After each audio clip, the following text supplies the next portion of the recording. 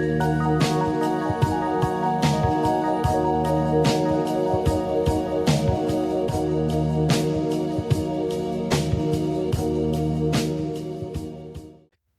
welcome back to Search with Sean. And this one's, slightly different to our usual kind of videos, a chat with Sean's or a real talk with Sean or the news and that kind of thing, because this is something I've been talking about for a while, actually. And I keep promising that it's coming, and now it's finally here and I'm going to discuss it. But basically, this video is all about Wikipedia. I've done a bit of a deep dive into Wikipedia, how they've grown and what they are, how they got there, that kind of thing. And I think this all stems from kind of when I was at school and especially at university. Wikipedia was the one website that my lecturers would say, do not go anywhere near that. Don't reference it, don't use it as a tool, stay away from it, basically. And then obviously now working in search, I find it fascinating that it's one of the most used websites in the entire internet. And we're getting to it, but, YouTube, the search results, AI overviews, the large language models, they really use Wikipedia a lot.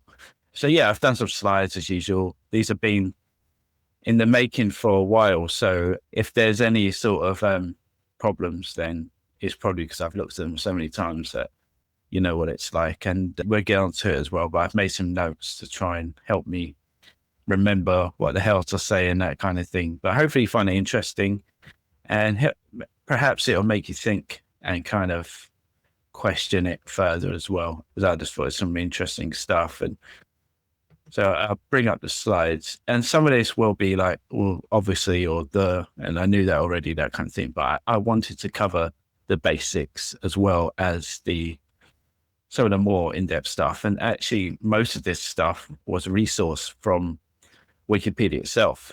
They're quite transparent, actually, if you dig into it. But doesn't mean it's good. Obviously, things are moving all the time. I've tried to use the most up-to-date data I can get hold of. Like I said, this has been in the making for a while, so some of it may be outdated now, or things have moved on. It's a fast-moving environment, as we know. So bear that in mind.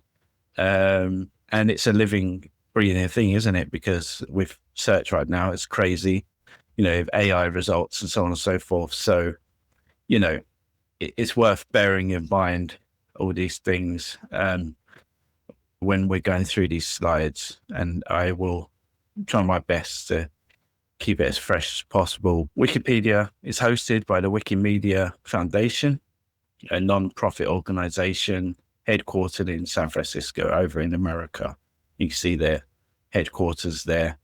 And we'll talk about this, but it's operated on donations from individuals and grants and contributions and that kind of thing.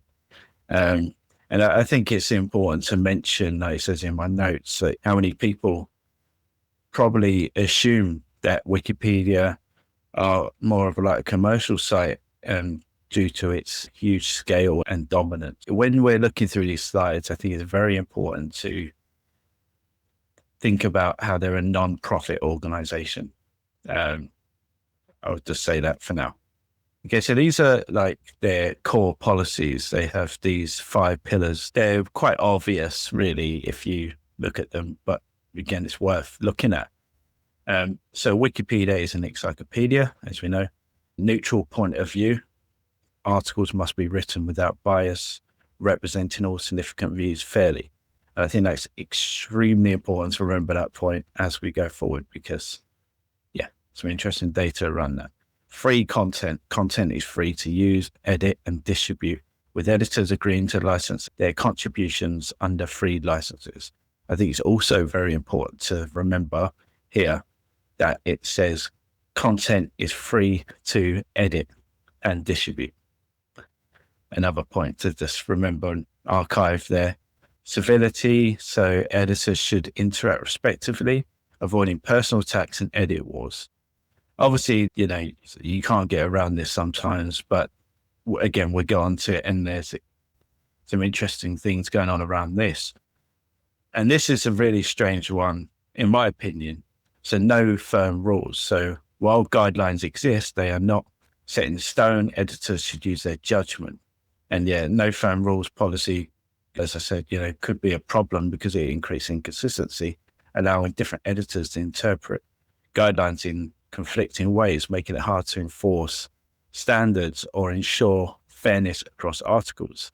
I think that number 5 rule is, we'll get onto it, but a problem because we all have our own thoughts and biases, and that, if you're editing a page that you have any interest in, even if you don't, these things can come into play whether you think about it or not. I think it's very, very difficult, that one. And obviously it's good to be flexible, don't get me wrong, but these aren't paid editors that have specialties in writing.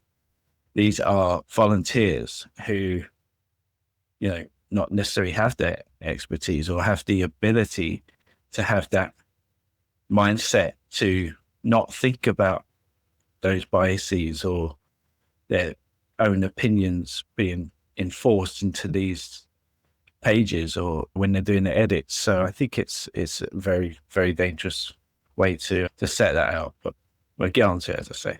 So like handling vandalism, again, yeah, this is very interesting because there's some extreme inconsistencies here. So they've got community monitoring. So vigilant editors monitor recent changes and revert vandalism. Again, who are these editors? What are their beliefs? What are their biases and stuff like that? Who are these editors? Are they paid? Are they unpaid? Are they volunteers? Automated bots they have that detect certain things. Obviously, this is good, because they're such a large website. They're going to need more of these sort of bots to do the work. But again, how are they programmed? Their page protection. Frequently vandalize or high profile pages may be semi-protected or fully protected. Again, we talk about this later, but this is a big problem because I won't give too much away, but if someone has certain beliefs or doesn't like something or their own biases toward it or whatever, and they protect that page, they have access to a protected page, but perhaps the company or the person involved doesn't have access because it's protected. They can't even edit their own page. It's about them, but this person can, or a group of people can. Then what does that say? That's, for me, that's a very weird concept, and it has happened in the past. So yeah, very, very interesting. Misinformation, obviously editors verify content against reliable sources and correct inaccuracies. And obviously like persistent issues can lead to bans and stuff for certain users. Again, this is all subjective in sense of these editors and their opinions. I know there is like forums and stuff where they discuss all this stuff, but I've seen examples where, yeah, it's done relatively quickly and it shouldn't have been changed or taken down, but it's obviously someone's opinion that is offensive or that is wrong, even if it is backed up by a reliable source. And what is a reliable source? We'll get into that because I think that's important. Because just for example, ChatGPT, when it started, when it first came out, I was digging deeper into why it mentions certain sources versus others. I've told this story on this channel before, so you're probably sick of it, but I think it's a good example here. And it always uses the Sun newspaper here in the UK. And if anyone knows the Sun, it's got a mixed, probably a more poor reputation in the UK in the sense that it kind of blows things out of proportion. It sensationalizes certain things, and it's kind of, yeah, a lot of people don't trust it basically for accurate news. And yet ChatGPT, for example, was using it all the time as a source. And I said to it, what do you think of the Sun newspaper? And they said pretty much what I'd said. And I was like, well, why do you use it as a source then? Because you clearly don't think much of it. And they were basically just like, because it's popular. And I mean, does that mean it's a reliable source that you should be using? Because there's certain people in the media right now that are popular, doesn't mean they're reliable. And everyone has their own truth as well. So, it's kind of like, it's a tricky one, but we'll get into it for sure.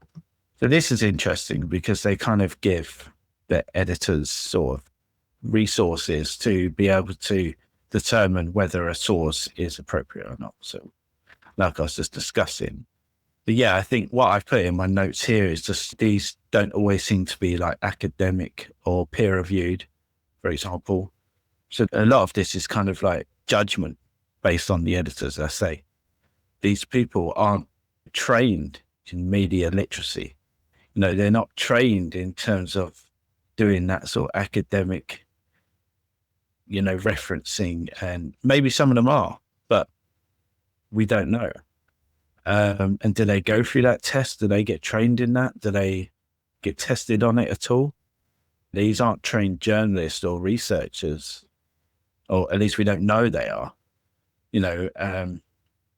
So again, it's going to be very subjective, biases coming into the mix. We don't know if they have a certain agenda. Obviously, they list it here and they're saying, are the materials sort of contentious in any way? They look at the certain authors around certain credentials and stuff, like the EEAT stuff and fact checking and that kind of thing. But from my own experiences, there's a lot of inconsistencies when I've put things through and things haven't gone through from certain publishers and then things have gone through from others. And in my opinion, there's not much difference between the two. So who's making that judgment? I think they've got red tape around certain websites that have been blocked in the past for whatever reason. But why are those blocked? How have they made that judgment?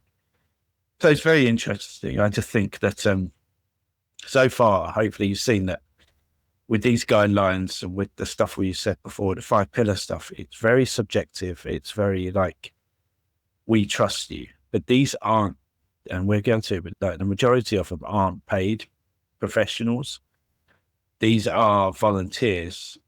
For me, it's very questionable just how reliable we can think of these and trust these processes. So yeah, we're looking to some of the figures around it. And this was, you can see the financial year for 2024 from the Wikimedia Foundation. So yeah, as we can see, it generated a decent amount of money in 2024. It's been growing. And the majority of the support was through donations and contributions, which totaled 168 million from the 185. Yeah, I just find this very interesting. It's a non-profit organization. And if we look at the next slide, we'll see that this is, again, the financial year 2024. This is the value of net assets held by the Wikimedia Foundation, which amounted to 271 million. You can see that in comparison to the previous years. It just really makes you think, as a non-profit, they're not just surviving, but they're actually thriving, it seems, in this environment. And obviously this has led to, and I put in my notes here that some critics are saying that it's misleading, the kind of messages that they send out, especially obviously on Wikipedia, because as you've probably seen yourself, if you log in, there's a message saying, we're finding it really tough at the moment. Your donations mean a lot to keep this website going, and we really would like you to donate. And this could be a misleading thing because you would think that they would be on their knees and they're really, really struggling. Yet you can see the financial figures, if we go back and look at the revenue here, been growing, year on year. And then their net assets has also been growing year on year. So you could say that maybe the drive for donations is working. But still, considering the overheads, they probably have, because as we know, a lot of these are volunteers that are editors and stuff. Obviously, they do have permanent staff and they have an office and stuff. But obviously, it's an online business.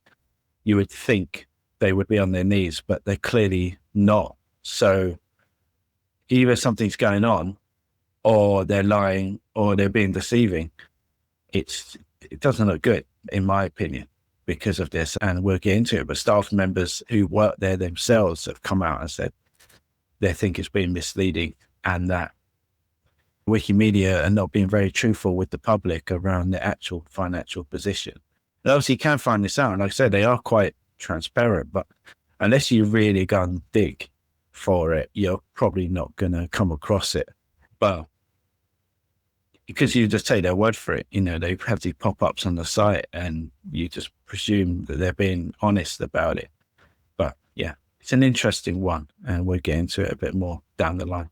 So this video, and I'm going to play a number of videos because you'll probably be bored of me talking about it, and they really hit home some of the key messages. Basically, this video is all about what I've just said, their financial position and questioning it. So despite frequent fundraising appeals that give the impression of financial urgency or even desperation, as I say, the Wikimedia Foundation is actually in a strong financial position. And the video highlights, like I said, about the revenue increasing. And it's really like the tone and how they put that message across to users. And generally, like the general message is just that it's not at any risk of shutting down at all. So it's very misleading. Just when you're trying to figure out the release date for the final season of Stranger Things, one of these banners pops up at the top of Wikipedia. Please don't scroll past this 1-minute read. It's a little awkward to ask, but this Thursday we need your help. It will soon be too late to help us in our fundraiser. Wikipedia is not for sale. We humbly ask you to defend Wikipedia's independence. 98% of our readers don't donate. They simply look the other way. If you donate just $3, you would help keep Wikipedia thriving for years. That's right, the price of a cup of coffee is all we need. Please donate now. It really matters. These banners exist in all kinds of languages. Wikipedia is asking for money all over the planet. Some of these wordings sound almost desperate, like Wikipedia is on the brink of collapse, like one of the most amazing parts of the internet is about to shut down and urgently needs your cash injection to stay alive. But is that really true? What if Wikipedia was actually pretty rich?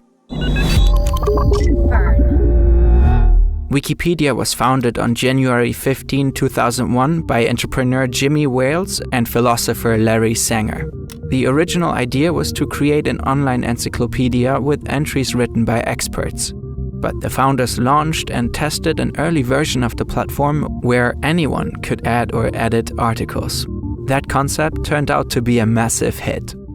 Today, Wikipedia is one of the most visited websites in the world. In summer of 2024, it racked up about 6.7 billion visits per month. The platform has more than 61 million articles, with over 6.8 million pages in English alone. Since its inception, Wikipedia has never done ads. The platform has mostly been funded by donations. But these donations do not go to the millions of wiki editors who tirelessly write and edit the countless articles. They all do it for free. The money goes to the Wikimedia Foundation, or WMF for short. That's the non-profit behind Wikipedia. In the beginning, the foundation mainly focused on keeping the site running and paying a few employees. Occasionally, some wiki editors were also given financial support for specific projects. Then, in 2005, the foundation launched its first ever fundraising campaign. That was also the first time donation banners were used on the site. The initial goal was to raise $75,000. It was surpassed by almost $20,000. Just a few months later, the next fundraising goal was set at $200,000, and it was quickly met.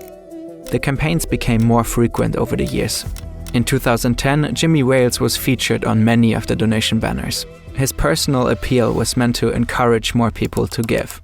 His face was suddenly everywhere on the platform. As a result, Wales became a meme. Either way, Wikipedia started growing so fast that Wikimedia genuinely needed more money every year.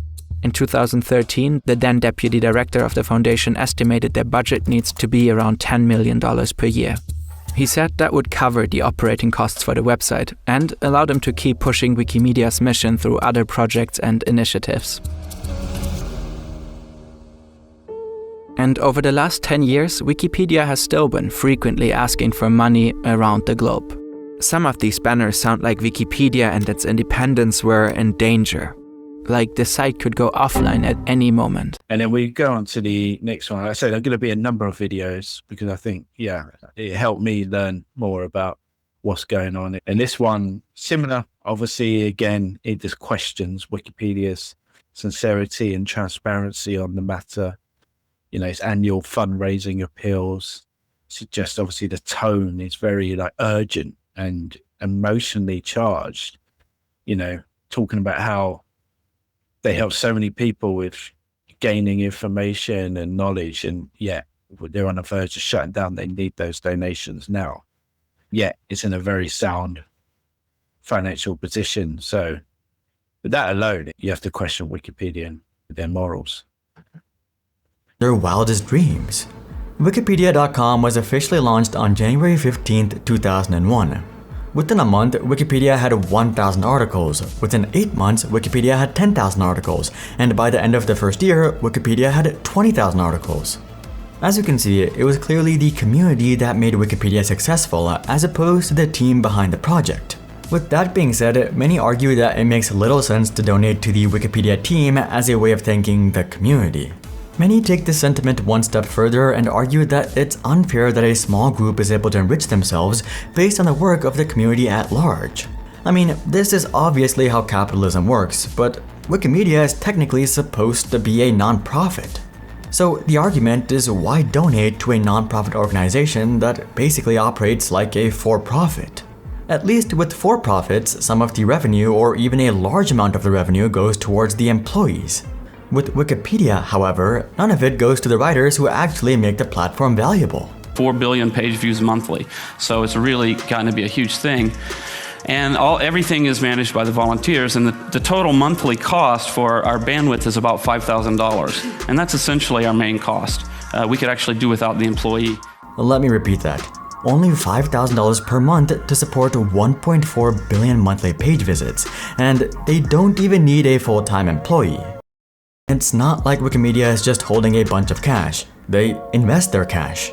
As of 2 years ago, they had $46 million in corporate bonds, $21 million in mortgage-backed securities, and $73 million in treasuries, and that's just short-term investments. They also had $3.9 million in long-term corporate bonds, $25 million in stocks, $5.9 million in long-term mortgage securities, and $4.8 million in long-term treasuries. With a total of $180 million in investments, Wikimedia is likely able to consistently generate $10 million in annual returns. Wikipedia is an extremely popular website, and the traffic's growing. You see a big increase since 2020, featured in many of the search features.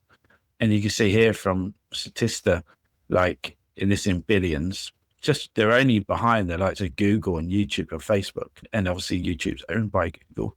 And Facebook's on the decline. So, Wikipedia is a huge, huge platform, and they get huge numbers.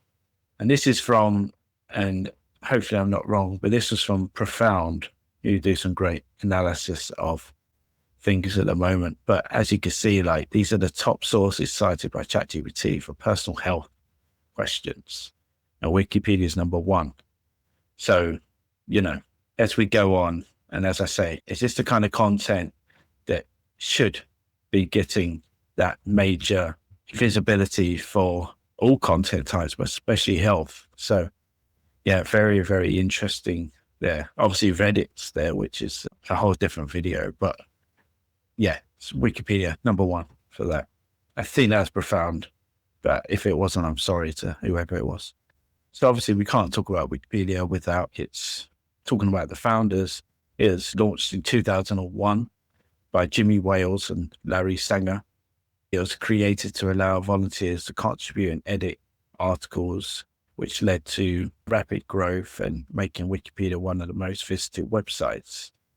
And in principle, that's fantastic. That is what the internet should be all about, collaboration and discovery and exploration and that kind of thing. It's a great concept in principle.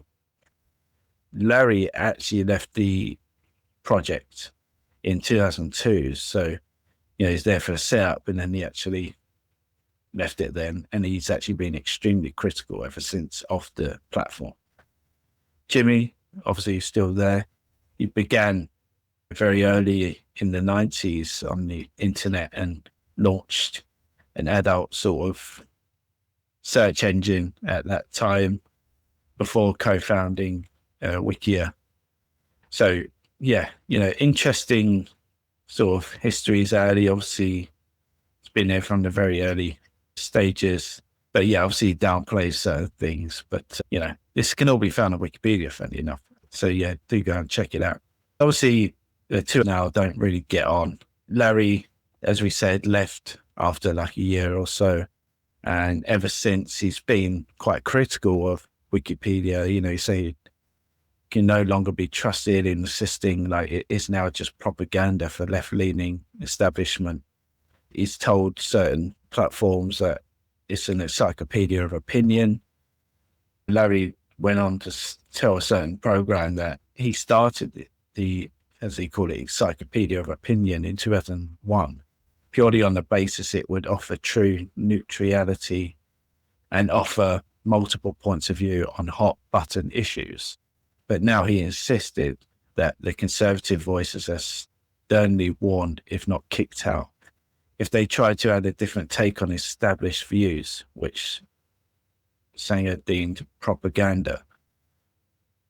So yeah, he's just saying that it's not offering that different viewpoints and it's kind of leaning one way rather than being more neutral.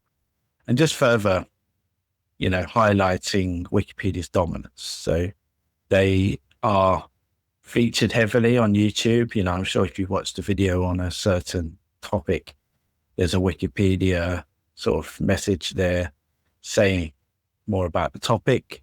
Obviously on Google's changing with the AI results, but they're still heavily represented. And on large language models, they're usually referenced as a source. So they're very, very dominant across the entire internet, as we mentioned earlier. So OpenAI, again, some of this is may change, but they said that we use publicly available and licensed data sets, including books, websites, and Wikipedia.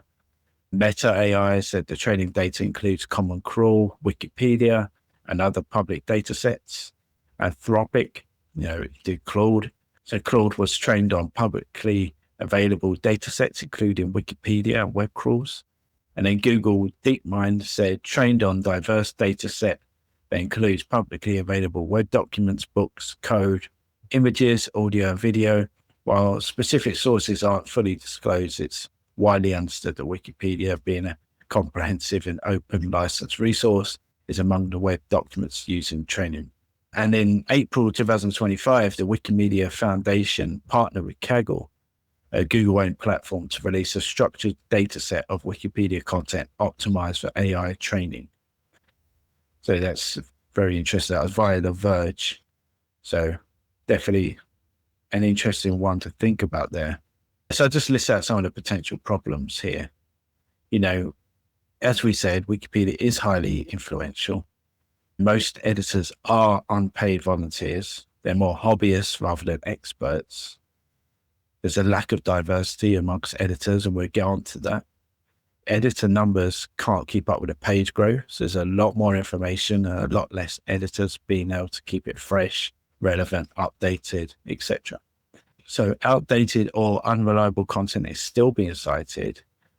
That's very important. So especially with large language models being trained off this data, and some people taking it as like a reliable source are still, using it and referencing it.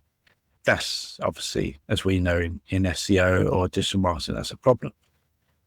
And as we know, there's been multiple accusations of political bias, whether they're leaning one way or the other too much and not staying neutral, which they should be. And obviously the whole thing raises a lot of important questions, and some just can't be answered, I guess. What is the truth? Because multiple editors or volunteers looking at things. How do we know what a single source of truth is? That's a problem. And like I said earlier, who decides what sources are reliable? What criteria are they being worked against? And how do we know what information to trust generally about anything anymore? And with AI coming into play, it's going to be even more difficult than it was before. And I've got a great video actually about this later on. So do stay tuned for that. These are just some quotes, and obviously, you take it with a bit of salt, but I thought it's interesting to throw in because I think these kind of get me kind of thinking about things. And these quotes remind us that the truth isn't always obvious, and things can be thought about in many different ways. So I think obviously it'll be great if a platform like this that was used so widely would reflect multiple points of view rather than being one way or the other. As Oscar Wilde said, the truth is rarely pure and never simple. So this is just some data around the contributors. I think it's very, very interesting to look at the data like this because Wikipedia has amassed over 64 million articles across 355 language editions. As of April 2025, it's important to note that most Wikipedia editors are unpaid volunteers, as we said, though paid editing is allowed if properly disclosed to maintain transparency. So the English Wikipedia hosts around 6.99 million articles and has around 118,000 active editors. And this is defined as users who have made at least one edit in the last 30 days. So this equates to roughly around 59 active editors per 1,000 articles. You can see the scales they're working on there. You can see the graphs there in terms of where the articles are going, in terms of the amount of articles and where active editors are going. And obviously, there's definitely an overlap there. The thing that really stands out to me is that anyone can contribute, but those who register gain more trust, tools, and influence over time. They often become gatekeepers of certain topics, as we said earlier. This is where it becomes a problem because, again, just because they've registered and made loads of edits, does that make them any more of an expert in a certain topic than others? And do they actually warrant having those additional powers as such on some key pages? So that's definitely something to question. And you can see the difference between actual active editors and articles. And I think it's pretty clear to see you're going to question the quality of these editors, but also how the hell are they going to keep up with all those articles? And this is obviously just the English edition, but with that much content on such a wide variety of topics, it's not just like, if you have an e-commerce store and you're selling some of the sort of same products, it's easier to become a bit of a knowledge expert. But when you're covering everything from science to health to animals to locations to sport, whatever it is, that's extremely difficult to manage. And how are they going to be able to do that? So it does really make you question just how reliable is this as a resource, for the internet to really use as a consistent source to go back to, which it is at the moment.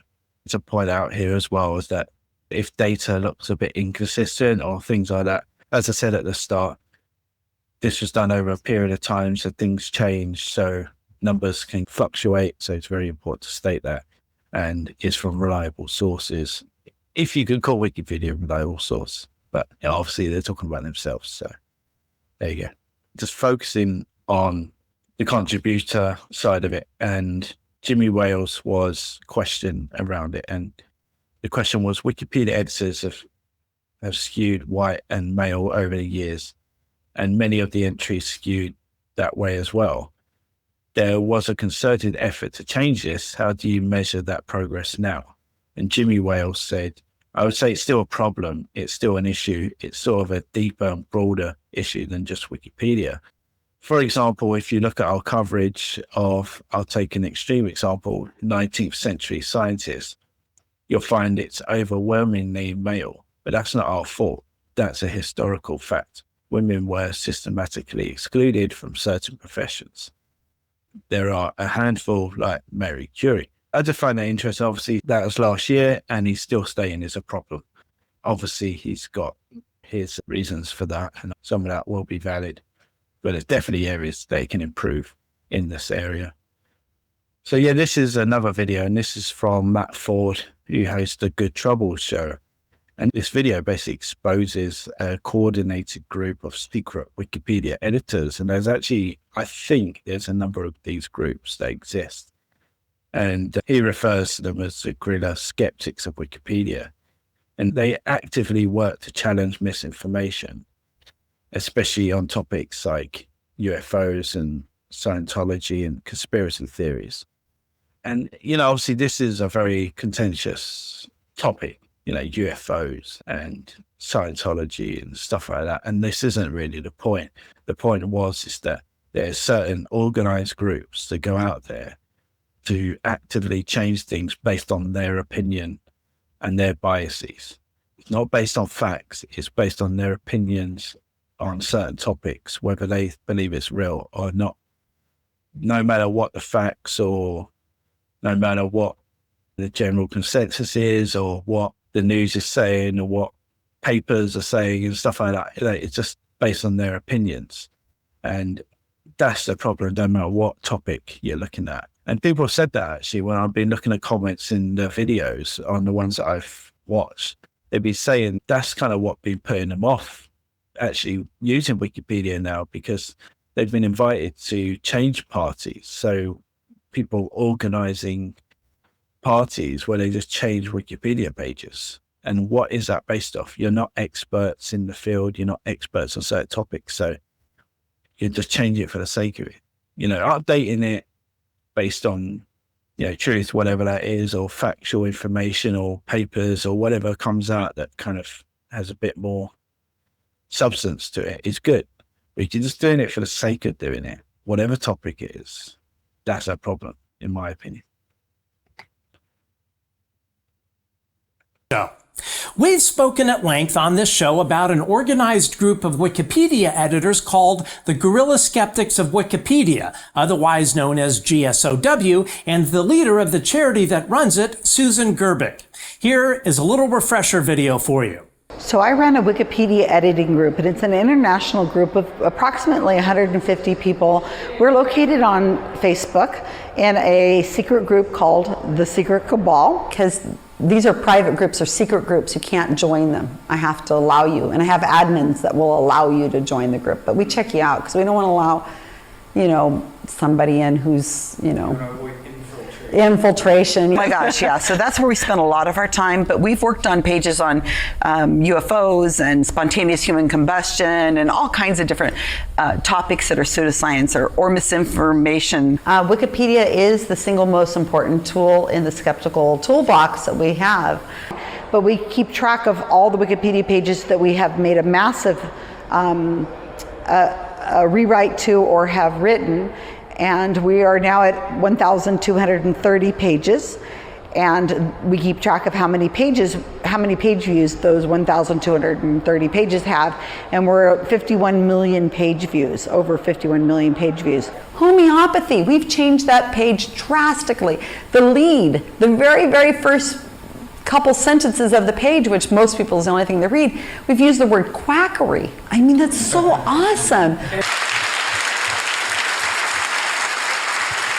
I am so proud of these people and the other 100. I have 113 people, and I'm always looking to recruit and require more.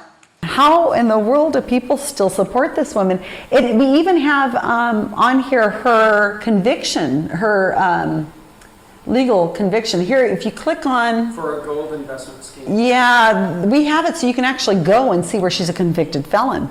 So when people say she's a convicted felon, we're like, go to Wikipedia. There it is. In the last week, those 500 pages have created, in the last week, 215,742 page views. In the last month, 1,563,493 page views. And in the whole time that these page views have existed, these pages we've written, the GSOW project has written those 500 pages, and those page views are now at 19,063,934 page views. So if you want to be part of the solution... Wow, that is one impressive information operation. If I were the CIA, I would hire Susan and her group in a heartbeat. As we said earlier, this is an example of one of those donation pleas. And I'm sure you've all seen it whenever you view Wikipedia, where they're asking for a donation. Basically, like I said before, there's been members of the Wikipedia community that have actually challenged Wikimedia's Foundation's way of doing things with the fundraising adverts. And one of them was, you see there, Lane Raspberry, a long-term Wikipedian and data scientist at the University of Virginia. And they just said, I can't imagine that Facebook or X, Twitter, communities organizing a protest like this, attacking hundreds of millions of dollars for the parent tech company. It's unprecedented. Could not happen anywhere other than Wikipedia. It says here like a minimal portion of their Wikipedia Foundation's budget is allocated to core operational costs like server maintenance, while expenditures of staff salaries and other initiatives have seen a significant increase, obviously raising concerns about financial prioritization. There's an ongoing debate within the Wikipedia community regarding their financial transparency and the ethical implications of fundraising strategies, as we said, especially, as we mentioned, given their financial kind of reserves. And yeah, it's just fascinating that even within people working or, contributing towards Wikipedia have big questions about it. I know we're kind of bouncing around the houses a bit, but sometimes it's good to bring it back to the core arguments around it and, kind of really dig deep into it. And it's important to look at some of the things like this. So there's certain things called super editors, people that have just done a massive amount of edits to the platform. And this is Stephen, who is well known for making over 4 million edits and authoring 35,000 articles. He's quite famous actually now because of the amount of changes he's made and stuff. And even Time magazine named him one of the top 25 most influential people on the internet, alongside President Trump and J.K. Rowling and Kim Kardashian. So, that's very interesting. And yeah, he does it sort of part-time. He works full-time. He is a member of the Women in Red Wikipedia project.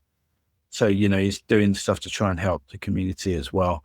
But it's just interesting to kind of see the people behind what's going on. And this was interesting as well. So it's on a Reddit thread.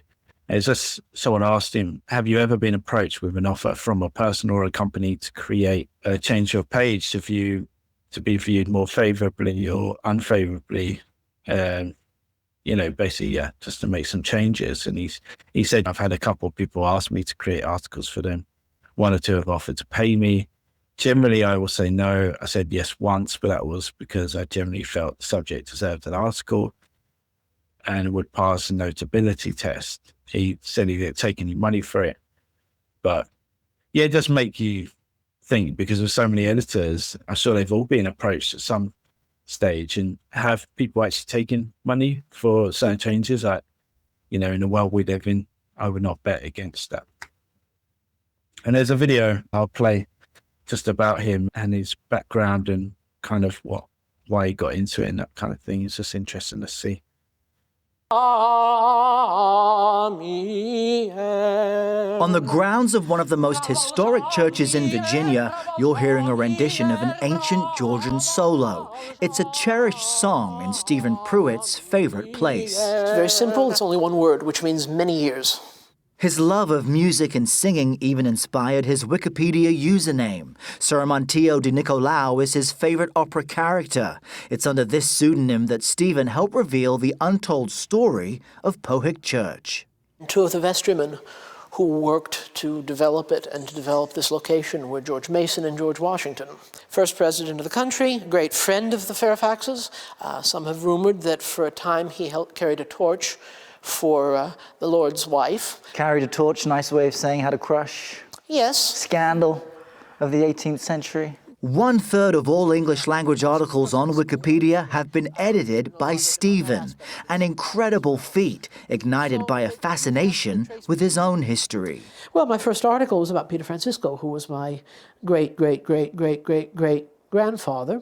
And if we had an hour, I could probably go into the full story. He was a sergeant-at-arms of the Virginia Senate, and there's kidnapping, potential piracy. If you read a story about this guy, you would not believe any of it happened. In the way his ancestor left his mark on history from the battlefield, Stephen is doing it from familiar quarters. I have a bunch of early American music on disc. Oh God, here we go. Living with his parents in the home he grew up in, he's always remained true to his interests. How did your parents react when you first told them, hey, Mom, Dad, I edit online encyclopedia pages? I think for a long time there was an attitude of, that's a nice idea. The boy's crazy. I don't know why he wastes his time. The boy's crazy.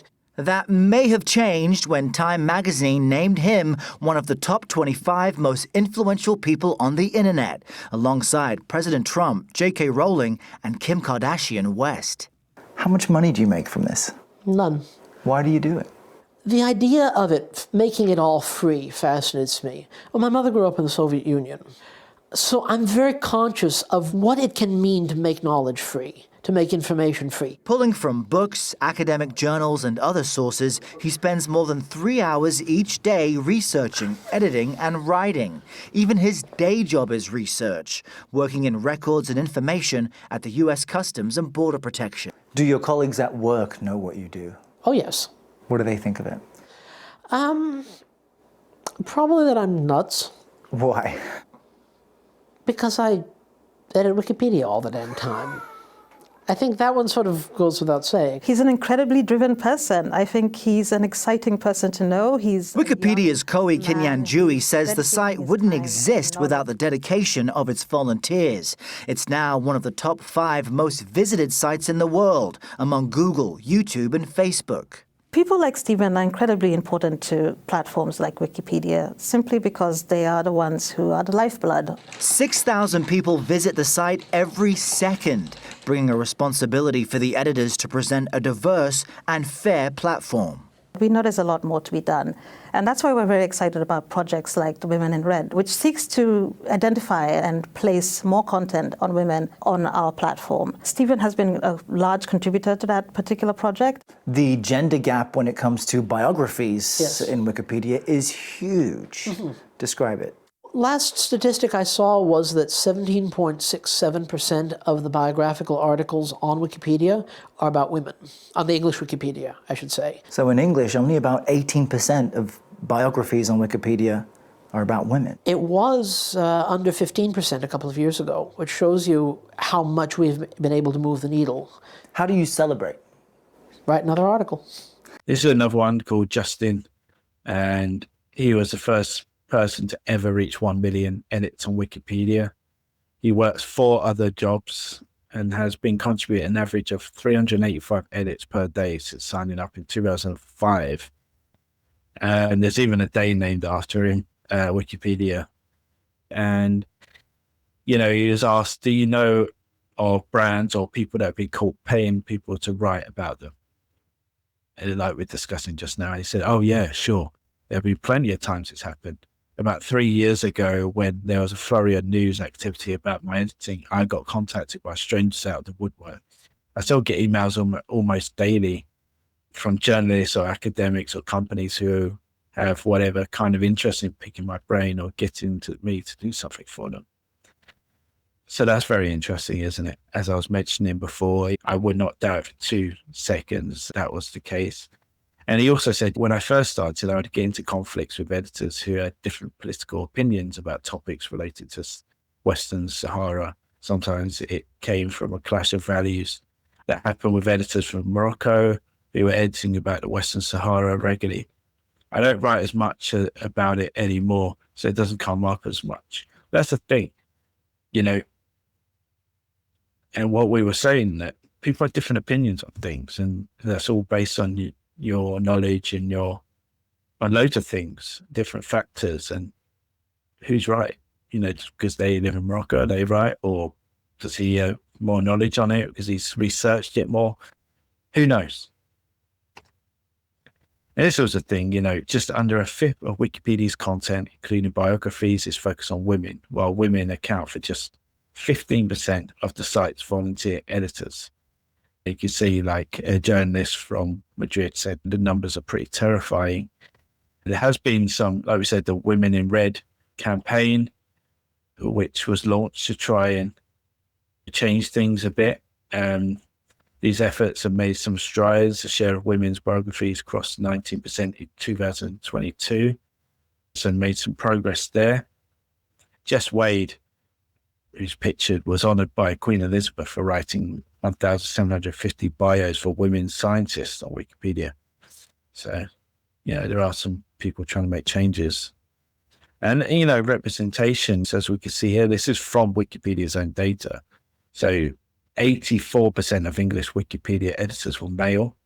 In the worldwide data, 91% were male. And out of the editors, obviously this is going back some years, 20% were in the United States, 12% in Germany, 7% in Russia, only 3% in India at that time. But basically the stat that came out from the Oxford Internet Institute in 2018 was there are more Wikipedia articles written about Antarctica than most countries in Africa and many in Latin America and Asia.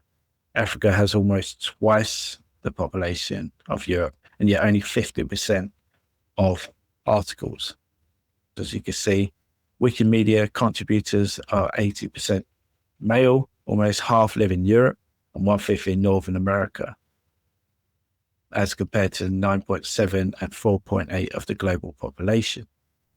In 2015, 38% of survey respondents shared they have been harassed on Wikimedia projects, and 51% reported witnessing others being harassed.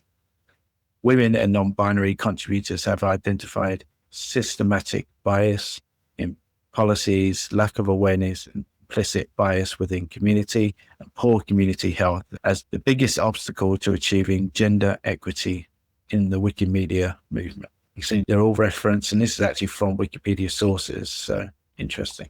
I'll show you the clip, but basically is former Wikimedia CEO Catherine Mayer highlighting that most written knowledge, both historically and on Wikipedia, has been created by, as we say, white, European, Northern American men, and called for a greater inclusion of women, people of color, and a global representation.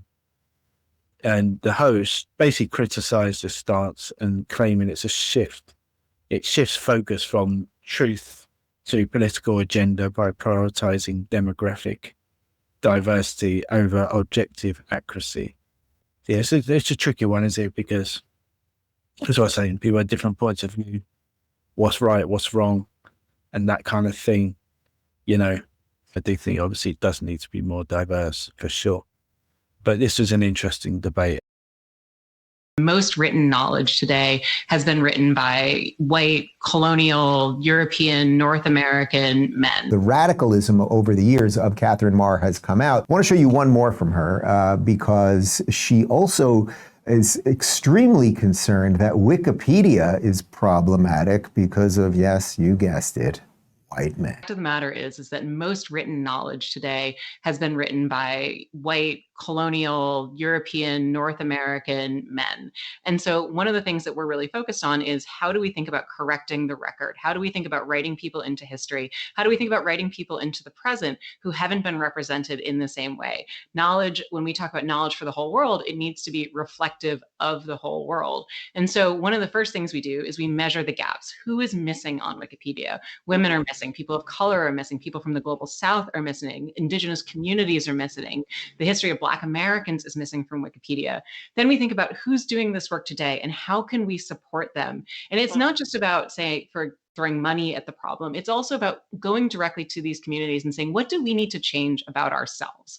What about the experience of editing Wikipedia? What about the culture of Wikipedia? What about the policies of Wikipedia need to change? Because in reality, the beautiful thing about Wikipedia is it is changeable all the time. It's edited 350 times a minute. So if we want to change it, that's fully within our power. So yes, we are cursed with a record that is hugely biased throughout history. But the power to change that agency lies with every single one of us who contribute to it. Good God, these clips just get worse and worse, right? It's like if she could, again, just get the color palette and the genital palette of the people doing this. And we need more people. Yes, if we had more people from the global South and indigenous people, none of that would have anything to do with making the truth more truthy. That's the problem. The truth is incontrovertible. You cannot change it. The truth exists or it doesn't. And basically what she's saying is if we could just bring in more of all of this, then we could, because she doesn't care about the truth. What she means is we could alter what people believe is reality for a political agenda. And this is another video. So this is Pavel. It's a good channel. But basically just, the video discusses again Wikipedia being unreliable due to its editorial nature, yet highly influential, as we know, and it has obviously partnerships with Google and YouTube and stuff to shape its narratives, including adding those informational banners, as we mentioned. And basically, this was off the back of an interview where a former US presidential advisor, Dr. Harold Malgrim, he discussed, it was on his last ever interview, and he discussed some stuff about the government, UFOs, that kind of subject. And he's got a lot of history. He worked with a whole number of different presidents. He worked with international governments and everything. He had a very big role to play in the government. So he deserved a Wikipedia page. However, after he did this, his page was put up very soon afterwards for deletion. And not only was it this, but I would get on to it, there's ones that were connected to this, including his daughter, who again has a very strong CV, put up for deletion. And so why? Because you don't agree with his points of view. That's not how it should work. He had a strong CV, deserved a Wikipedia page, and you're going to take it down because you don't agree, because he thinks there was UFOs or whatever, and you don't. I just don't understand, unless they've been told to do that by something like a government, why was that the case? Happy Wednesday, everybody. I hope you guys had a wonderful time watching that interview of Dr. Harold Malmgren. It's a long one, and it dropped a bunch of different new pieces of information, and it's going to be a before and after this interview took place. And that Jesse and Dr. Malmgren are doing a good job at exposing all of this when you realize the reactions that this interview is already getting. And when I was in college at ITESO in Guadalajara, my two pieces of thesis that I made, one was in radio. I did 2 radio shows, one about film and another one about sports.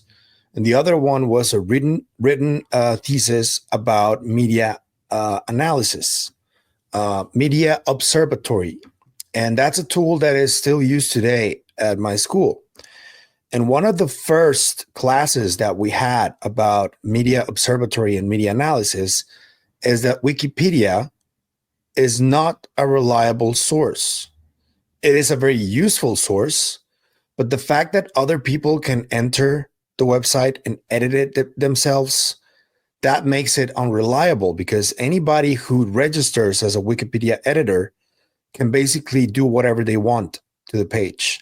So whenever you use Wikipedia, just be careful. Try to use other sources. Do not use Wikipedia solely, because that's a grave mistake. And the problem with Wikipedia right now is that they are in league with major corporations like Google or YouTube.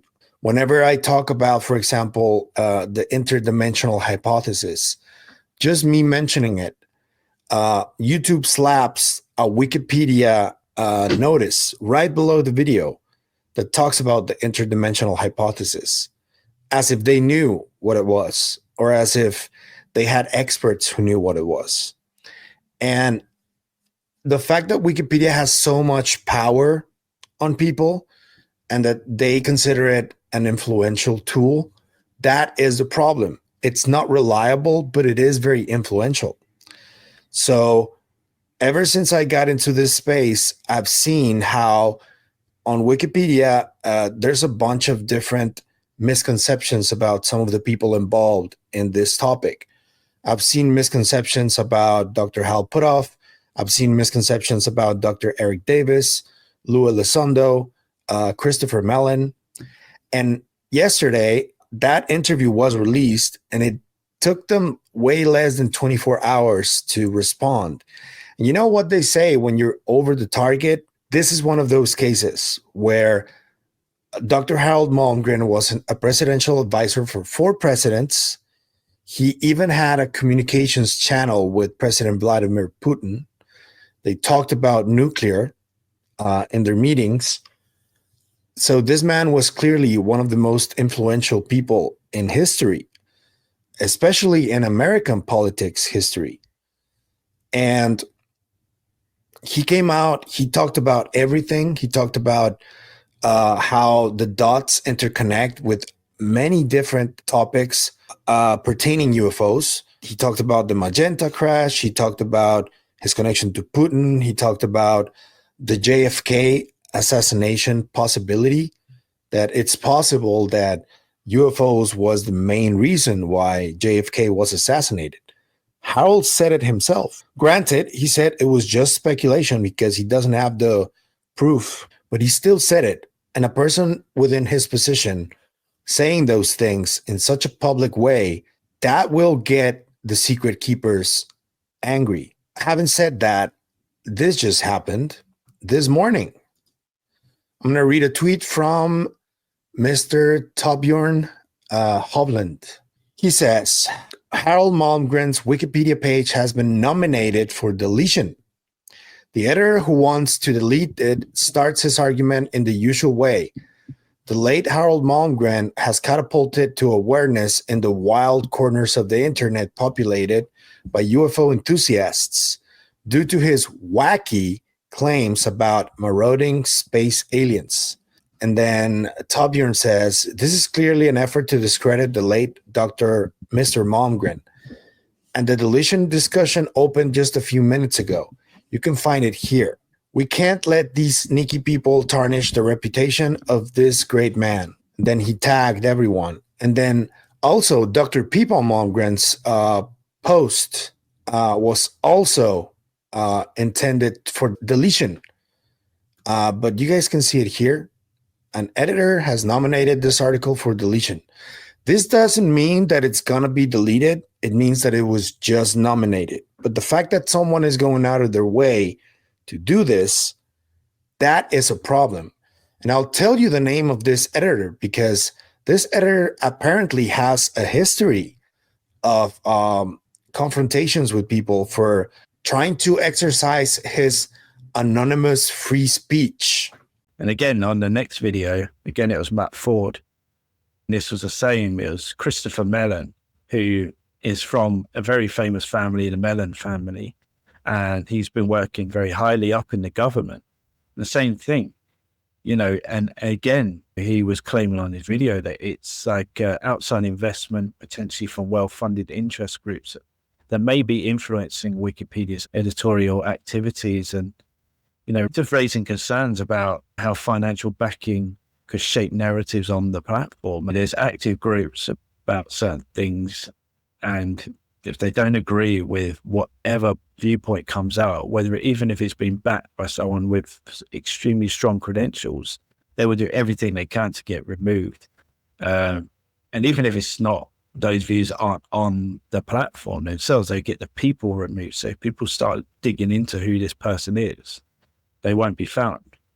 I just think that's totally wrong. And like I say, no matter what topic it's on, whether you agree with it or not, that is not what the internet or what a platform like an encyclopedia, like Wikipedia, should be about, in my opinion. Malmgren's page late last night. As you can see here, the bulk of Harold Malmgren's page was deleted. Not the entire page, but I mean, just look at the volume of what was originally on his page, completely removed. I want you to take a look at the mountain of information that was deleted by this debunker editing on Wikipedia. This is what is at the top of his daughter and former presidential economic advisor Pippa Malmgren's page. And hours before large portions of Harold Malmgren's page were deleted, the Wikipedia page of former Deputy Assistant Secretary of Defense for Intelligence Christopher Mellon was completely deleted. The entire Wikipedia page that he has had on here, on Wikipedia, talking about everything he has done for this country, was completely deleted. And get this. Chris Mellon comes from the Mellon family, very famous family. They have their own Wikipedia page. Well, guess what this debunker Wikipedia editor did? He completely erased any reference to Christopher Mellon on his own family's Wikipedia page. It's insane. I mean, how vindictive is that? Now, who deleted it? I'll tell you. An anonymous Wikipedia editor by the name of Chetford is targeting their pages due to their advocacy for UFO UAP transparency. That's right. This guy or girl, whoever this is, this Chetford, is vindictively targeting these three individuals simply because they are pushing for UAP transparency from the government. That's it. That's the only reason this person is doing it. Not for any altruistic reason. He's doing it, he or she is doing it out of spite. And now you may be asking yourself, so how can this happen? How can these people get away with this on Wikipedia? The truth of the matter is that they are all part of an organized network of Wikipedia editors dedicated to hijacking Wikipedia pages to push their worldview. One such group is the Guerrilla Skeptics of Wikipedia, a nonprofit based out of Salinas, California, led by its founder, Susan Gerbic. Run these Wikipedia editor groups. Do you have any indication or have heard any evidence or potential evidence that these folks are being funded by some outside entity?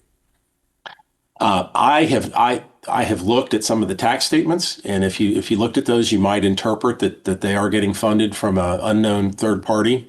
It's not clear where the money comes from, and generally you're not required to disclose who your donors are. If you're a public charity, you don't have to disclose that information, but you never know. So it's something to find out in litigation, I think. The next one's really interesting. It's a video all about their kind of court system. They have a tiering sort of system at Wikipedia, starting from direct edits and talk pages, discussions where people go and talk about possible edits, moving to more kind of like mediation via topic-specific notice boards. When things get escalated further, high stakes cases reaching arbitration committee, a 15-member elected panel that acts as Wikipedia's Supreme Court for final decisions. And these members are chosen in annual elections for 2-year terms, review evidence, they draft rulings and vote on outcomes. The point again is, who are these people? Do they actually know stuff about editing, or, who are they? What makes them so special that they should be having such a big impact on the internet generally? The Arbitration Committee, Wikipedia's court of last resort. You see, all Wikipedians aren't created equal. There's actually a little-known group of 15 that can step in to deliver a final verdict. In this case, to completely ban the Church of Scientology from the site.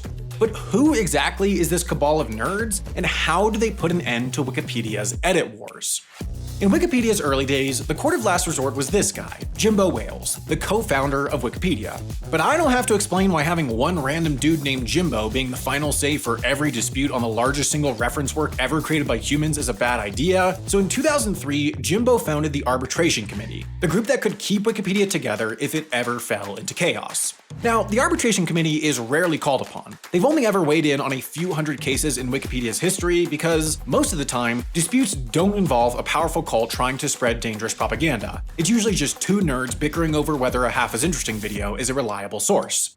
There's quite a lot that has to happen before a dispute finally reaches the committee, so to explain how that all works, here's Half as Interesting's extremely abridged guide on how to escalate a fight on Wikipedia. Step 1. The first thing you're supposed to do if you encounter some information on Wikipedia that you think is wrong is to fix it, add citations, and then explain what you did in the edit summary.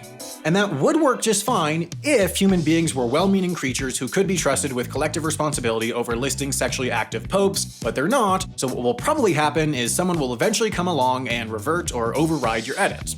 You could let it go, but are you really going to cede your authority on the sexual activity of popes? No, of course you're not. This is where the dispute resolution process begins. Step 2. If someone reverts your edit, you'll probably be tempted to revert it back and then go to their house and kill them. This is not allowed. Technically, reverts are only supposed to be used in the event of vandalism, and Wikipedia sticks to a pretty strict 3 revert rule where normal users can only use 3 reverts on a page in a 24-hour period. The first part of the dispute resolution process needs to go down on the talk section of any given Wikipedia page. This is basically just a forum where editors can discuss possible edits to the page, but they often end up being longer than the page itself. Here, for example, is a 24,000-word thread on whether Wikipedia should spell aluminum or the wrong way. And yes, before you ask, the word Hitler appears 17 times in this thread, proving that sometimes you need to move on to the next step. Step 3. If you can't come to a consensus on an article's talk page, you can bring it to one of Wikipedia's 20-something notice boards.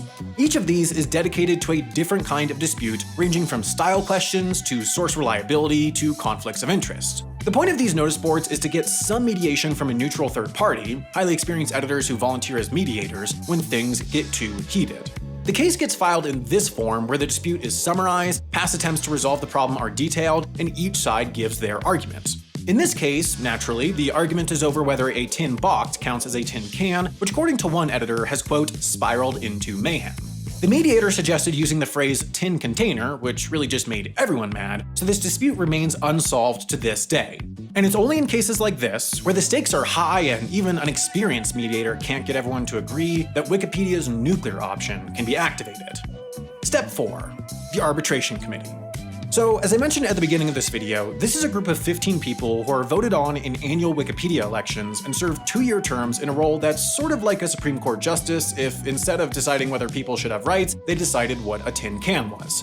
If you truly have nowhere else to turn, you can write a 500-word summary of your dispute and file for arbitration. Now, there's a pretty good chance your case won't be heard. The committee only tends to hear cases that are particularly divisive, complex, actually important, or of special interest to Wikipedia's extremely boring dictator, Jimbo. Before hearing a case, the committee has to vote on whether to even hear it. If you get 4 net yes votes or a simple majority of active committee members, then it's arbitrating time. The committee will draft up a proposed decision and put it on the case page. From there, other editors can post relevant evidence or suggest edits to the decision, and then the committee votes on a final decision. In this case, a user named Communicat kept editing the page for World War II with citations from a historian named Stanley Weiner, a guy with no credentials but plenty of conspiracy theories, and also, apparently, a Wikipedia account named Communicat. Because no one else on Wikipedia had the power to make this guy shut up, the Arbitration Committee voted 13-0 to ban him from ever talking about World War II on Wikipedia again. So there you go. In just 4 easy steps, 30,000 words of debate, and a trial that would put the US judicial system to shame, you too can get a guy to stop being annoying online. So I'm going to talk through some stories, and I'm going to try and stay away from talking about it too much because there are some controversial topics on there, and it's not so much my point of view on them. The main points out of these stories are, 1, Wikipedia can be manipulated quite easily. And again, they have got slightly better at this, but there are still loopholes. Also, the fact is that some stories, it's hard to know what the truth is. It should be open to all sides to have their opinion represented. So we looked through them anyway, and this was a piece. Academic researcher David Rosado used AI software to analyze the sentiment behind political statements in Wikipedia articles on public figures, and this in the Telegraph, and found that on average, in the English language edition anyway, it was more likely to associate people on the right more negatively with emotions such as anger and disgust than those on the left, which was more common associated with joy. So, just on this, Toby Young, the director of Free Speech Union, told Telegraph, my own Wikipedia entry looks like it's been written by a left-wing commentator, Owen Jones. I used to check it from time to time and painstakingly remove all the inaccuracies that had been introduced since the last time I looked, but I've now given up. It goes on, but the fact is that I've seen examples of this, is where people have gone onto their own Wikipedia page about them, all about them, and they're blocked from making edits to their own page that's telling the internet about them.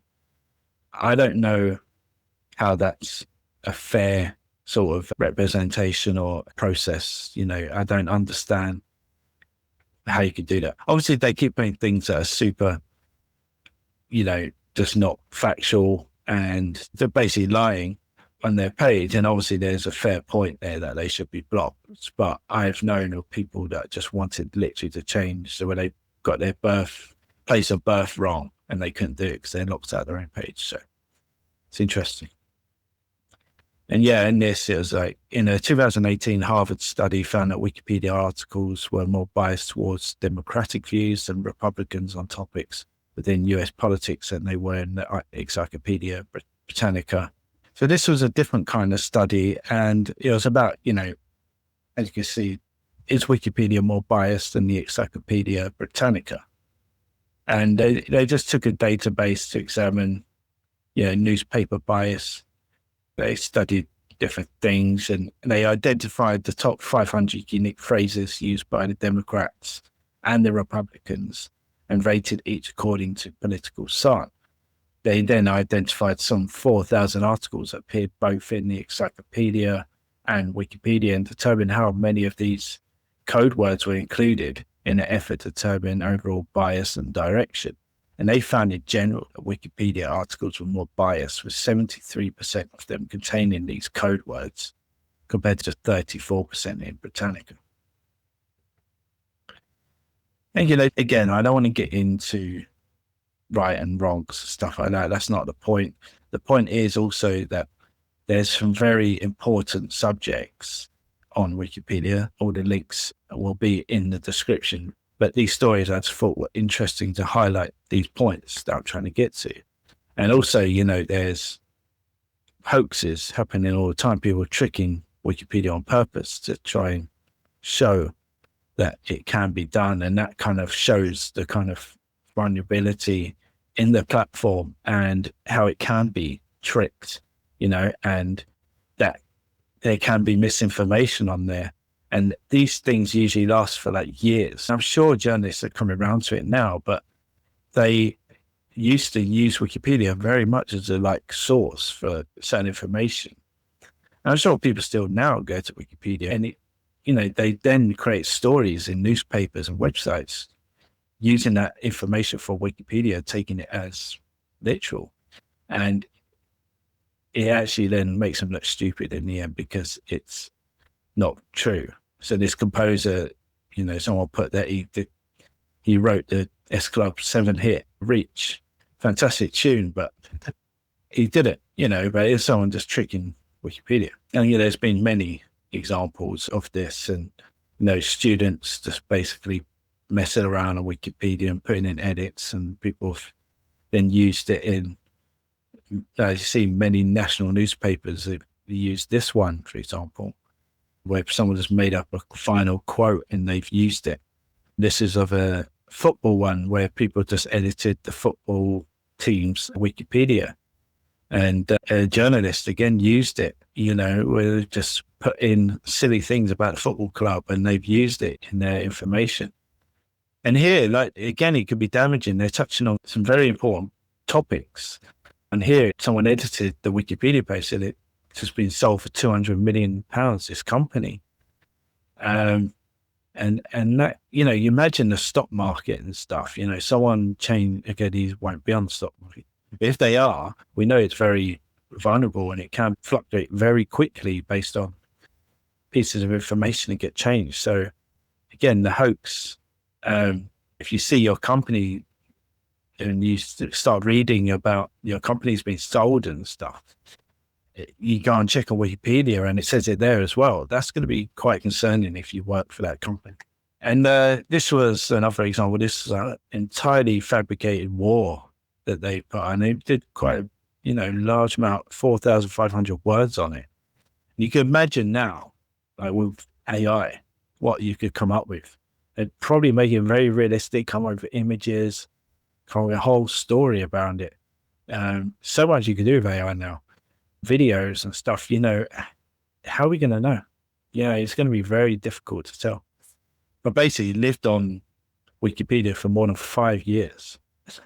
And none of the, as we said here, none of the books cited or references actually appear to exist. So it's a crazy, crazy story. This is another hoax. So this was a whole totally fabricated concept.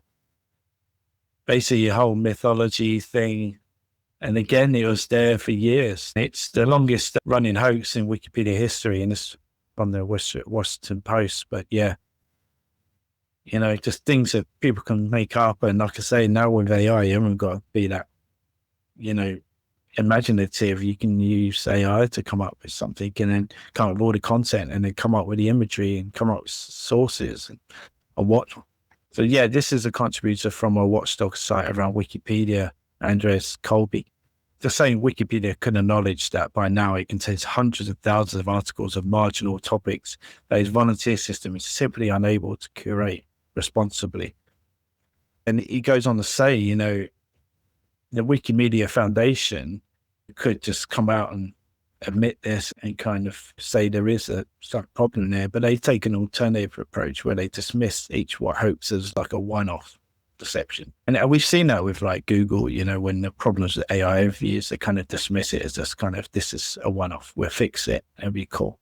Clearly there's a lot going on there. I mean, I've just picked out a handful, but there's tons that I could have talked about. You know, this is one I was talking about. This guy here was being accused of something on his Wikipedia page around the Kennedy assassinations. And yeah, he didn't know about that until he went and checked it. And then, yeah, the founder, Jimmy Wales, saying here, you know, he acknowledged the issue and stated, we have constant problems where we have people who are trying to repeatedly abuse our sites. And this was a person who was prominent. He was a prominent Wikipedia editor, basically, and he portrayed himself as a PhD academic, a theology professor. It was later revealed, in fact, the 24-year-old had no advanced degrees at all. And this is a problem, isn't it? Like, he reportedly made over 20,000 edits. And, you know, who is he? He hasn't got the credentials, as I said earlier. This is another one where, again, a whole fake article. It lasted for 15 months. He had 200 edits on it before being discovered. You know, you would think that after 200 edits, or even 100 edits, that someone may think, actually, you know, what is this all about? Yeah, it was a stunt, basically, to show how valuable the platform is. And again, as I say, there's been some very high-level topics, important topics covered on Wikipedia. All links have been discussed. You can read more about these cases. And this is an interesting one. So on Vice, it was noted like about the BP Wikipedia page, and they said at least 4,055 words were written by BP themselves. And, you know, so about 44% of the article was written by BP. BP are saying that, so BP operates within Wikipedia's guidelines for how company representation should interact with site editors. For nearly a year now, we have been fully transparent, never directly editing any copy and always disclosing any suggestions we offer to Wikipedia's editors have come from a BP representative. So, I mean, I've got no problems with companies editing their Wikipedia page. I think it should be something you update. But obviously, you know, this brings out a point that this does happen, and that large chunks of their pages could be just there. And how much bias or how truthful are they? If you are going to do your Wikipedia page, it's a tricky fine line, obviously. And I do think you should be updating it.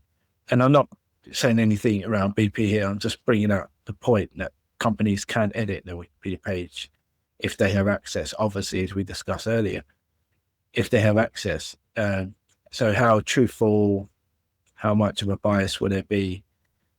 How neutral is it? As I said earlier, some very delicate subjects on Wikipedia. So being accurate is really important. And obviously there are many examples where these very delicate topics, the information isn't correct, and that's a problem. And here's some before and after showing that example was the case, where it was wrong for a period of time. And this was one, this is a hoax that was crazy. So this person came up with this, literally a 15-year-old student named Adam. And he came up with this. Basically, this person, Alan McMaster's, invented the electric toaster. And this was used in numerous books and outlets, and even the official institutes like the Scottish government citing him as an inventor. He was even nominated for the Bank of England's £50 note. And it's all a hoax. I mean, just goes to show just how much certain sources or companies really trust what they see on Wikipedia. And just like we were saying earlier, what is the truth? And, people have different views and opinions on things. And,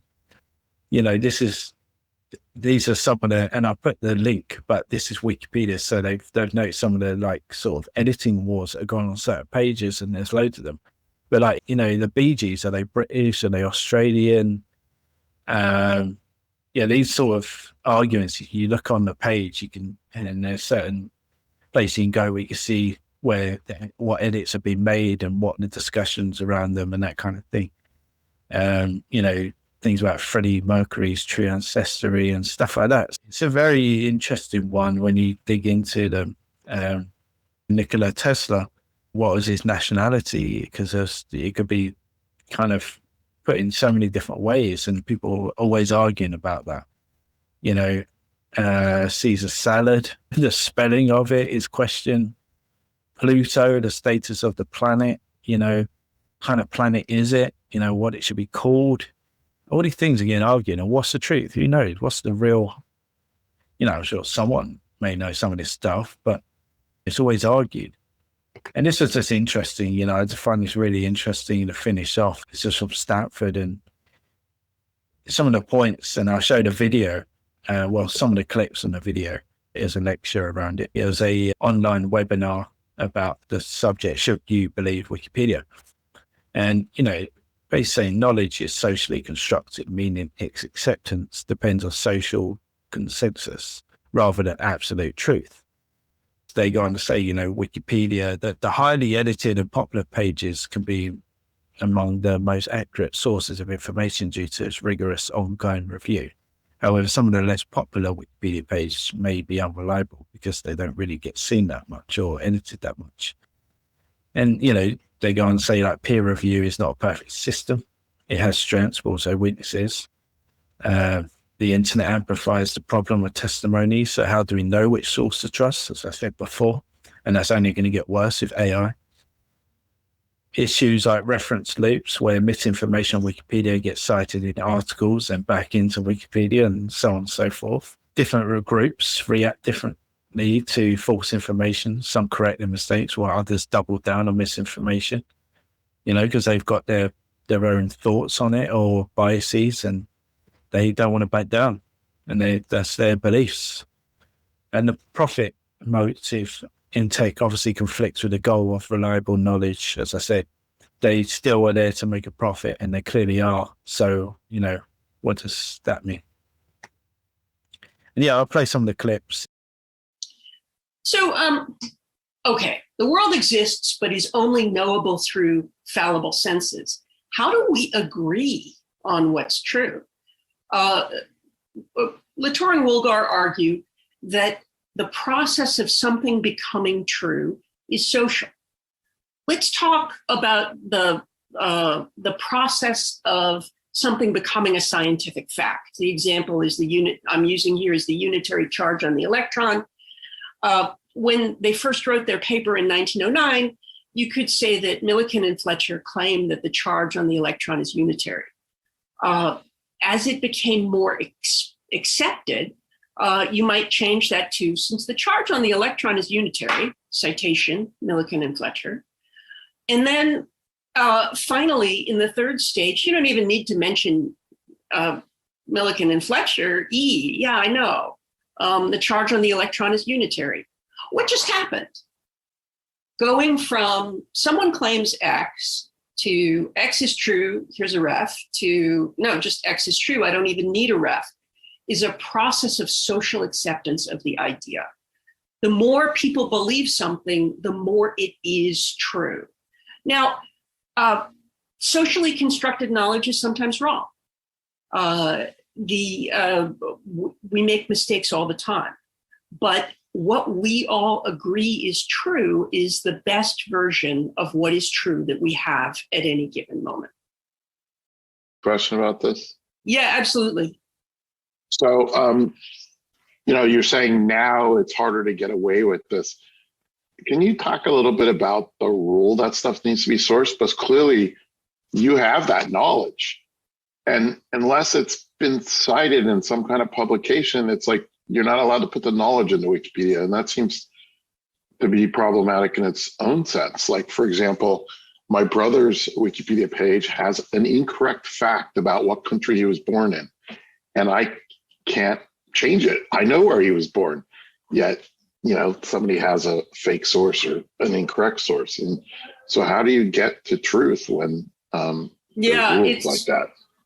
It's a limitation. And in general, the quality of sources is a limitation of Wikipedia in general.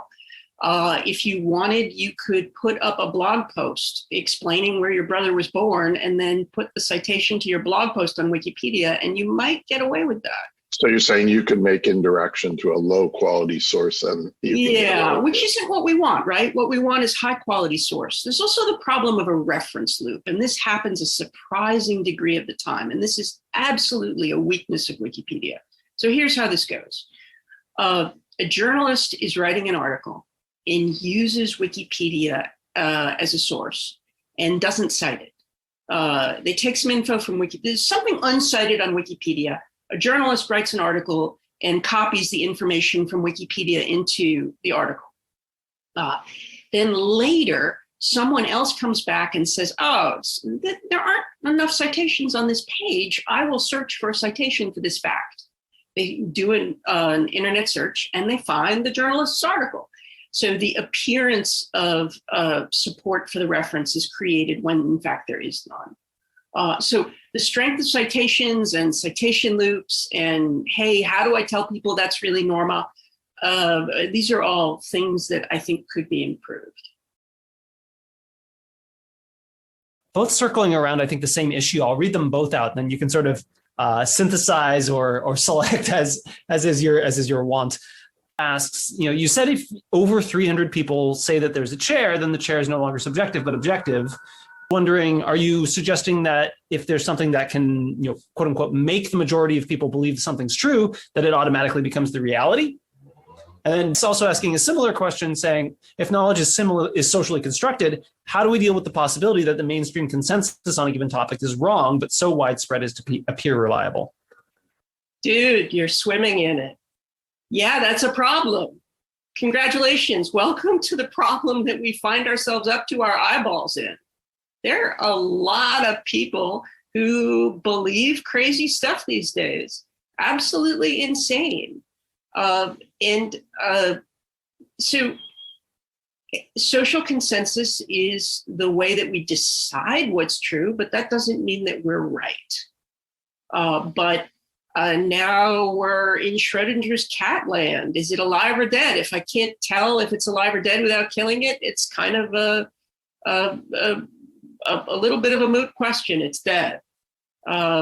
So Yes, those are the questions, and that's what's broken, and that's what we need to find ways to fix.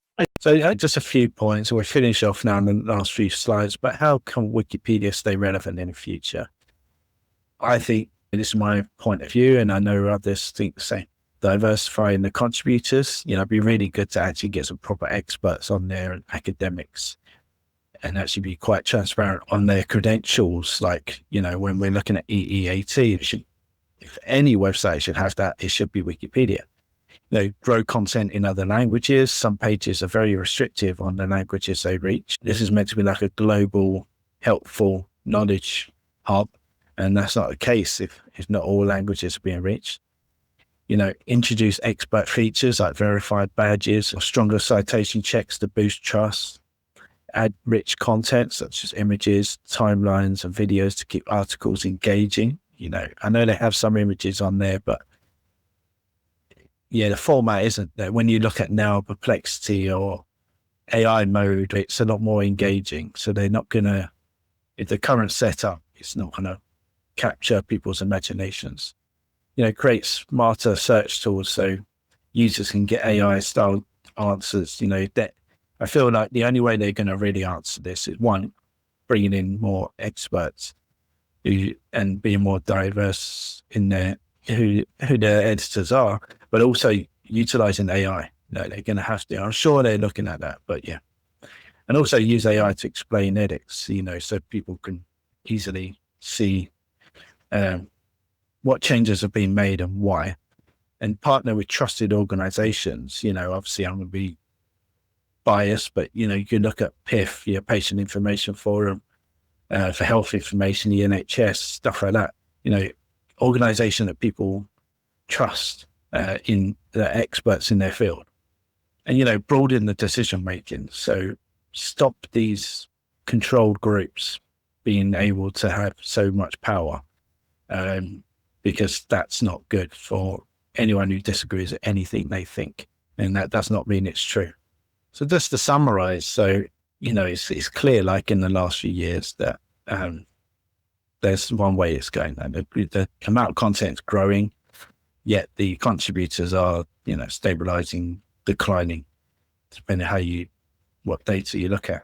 So yeah, the ratio of articles to active editors, as you say, is imbalanced, and this just puts a lot of pressure on those remaining editors, and it does diminish the quality because the content will be not as fresh, not as updated, so making it less reliable. And especially with AI and stuff involved, I just can't see how they can maintain it at this level.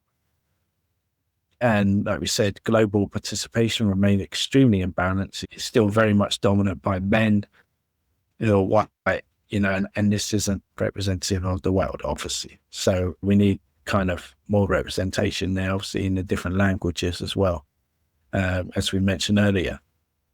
As we said, there's been many incidents of hoaxes and controversies, which has obviously tested Wikipedia's resilience. They mainly respond with just making things a lot more difficult to edit on the platform and refining their policies, which is fair enough, but,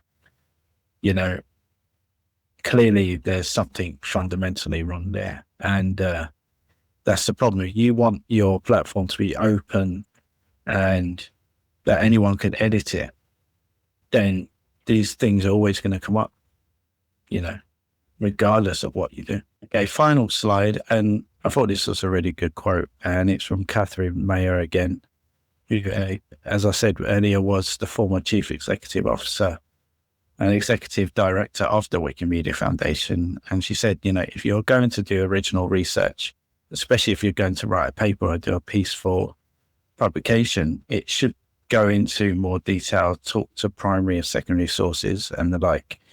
Wikipedia fills a different role. So take from that what you want. As I said, in university, I was always told to stay clear of it. So that's why I started this video, because I just found this amazing that it's so widely used on the internet, yet we're told not to trust it. When considering EEAT, obviously experience, expertise, authoritative, trustworthiness, you must question these contributors. Can they truly be considered subject matter experts, especially if they only have read a few books or online articles?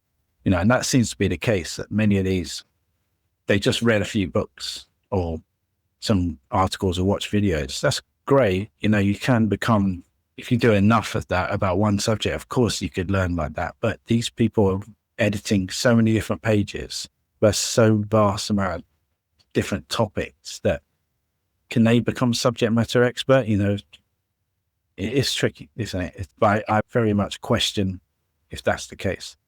And given the small amount of editors compared to the vast amount of articles, we said it's inevitable that some information is going to become outdated and inaccurate. It's just, we know that for a fact. And human biases also play a role in how topics are presented, shaping the content in subtle but significant ways. And of course they are. You can't write really anything without even indirectly putting your own thoughts and biases in there, in my opinion. And although Wikipedia has guardrails for security processes to prevent misuse, the platform remains open to manipulation, even if it's only subtle. So what's the real truth? Is it based on verified facts, or is it shaped by what the community collectively decides to accept? And that's the thing. I think those sort of groups or people have been on there a long time to get access to gated pages and have special powers over others because they've been doing it for a long time, or there's a big group of them. That's a very dangerous environment. And this wouldn't be a problem if Wikipedia wasn't so visible on the internet and so powerful. And that's the thing that annoys me. These things should not be happening. So in short, while I value what Wikipedia offers, I think the actual concept of it is fantastic. As I said before, if it was an open community where people were from all different angles of the story were contributing to a page, a topic, and all different viewpoints are represented in that piece, that would be fantastic. But obviously all open platforms are always at risk of misuse and bias. And with the rise of AI and search engines, I personally see Wikipedia struggling to stay relevant in a world that increasingly values, expert-led, clear information. And it'll be interesting to see platforms like YouTube, large language models, and Google continue to prioritize the platform or shift more towards the direct expert sources, which obviously I would prefer. To hear from the experts directly rather than Wikipedia page. I really, unless, like I say, they make dramatic changes in their processes, the people that contribute to the site, how they contribute, how it's monitored, how open it is, being transparent about how they advertise and what they need the money for and how they use it. And you start using AI for things, I can't see them lasting, really. I just think people will turn away. But at the moment, they're thriving because they're being used as a priority resource. And yeah, I'd just be very interested to hear people's thoughts on it. I'll stop sharing now. I'd just be very interested to hear people's thoughts on the whole Wikipedia thing. I've been working on this for a while, and the more I look into it, the more it makes me angry at see how prominent they are on search. I think it's ridiculous, in my opinion, because of based off of everything I just said. I think there's obviously something going on. There's always agreements in place, and that's maybe the case why they're so prominent, or maybe because there's nothing really out there like them. But at the end of the day, hopefully with these new systems that we can go directly to real experts, real sources, the top sources, rather than these Wikipedia pages. I'll stop waffling on, and yeah, thanks for joining me today. Please do leave your comments. I would love to hear your thoughts on Wikipedia. Actually, is it sustainable? Do you see Wikipedia actually continuing, or do you think they're going to come to an end at some point? Or what do they need to do to continue to be in the limelight? Or do you think they're going to stay the way it is and it's just that's just the way things are? So yeah, I'd be very interested to hear your thoughts on Wikipedia. yeah, I hope you enjoyed this. And yeah, speak to you soon. Bye.